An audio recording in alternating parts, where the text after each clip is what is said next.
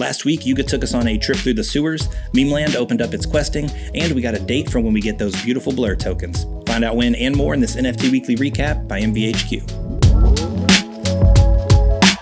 We start the week on Monday, January 16th. Volume held strong around the $32 million mark, but there wasn't much going on otherwise.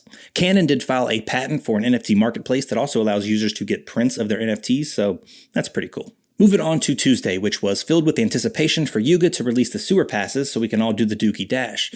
Unfortunately, the sewer pass claim was delayed, so we turned our attention to degen mints instead. Things like Pepe Checks, Picasso Fantasy, and even some Angry Apes. Anything to feel something, right? Rug Radio went live with their Listen to Earn program on their morning GM Web3 show. Users can earn Rug Token in exchange for their participation.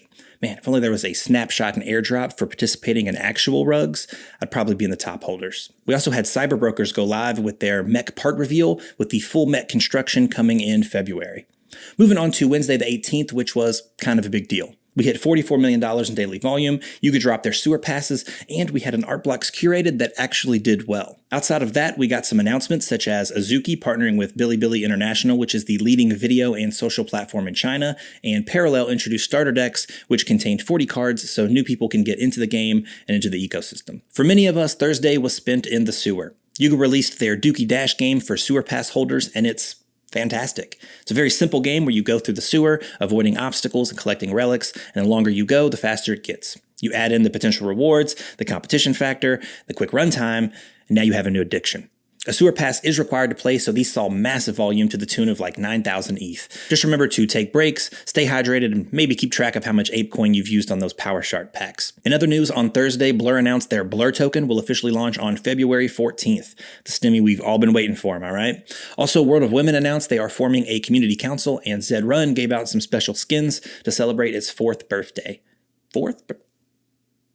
Zed Run's 4 years old?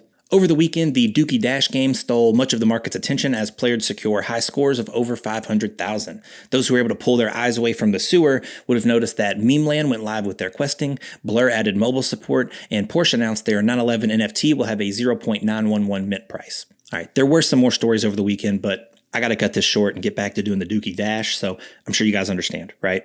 If you want to read the full weekly recap published by Metaverse HQ, you can click the blog link in this tweet thread and be sure to like, follow, or join Metaverse HQ to stay up to date on all things NFT.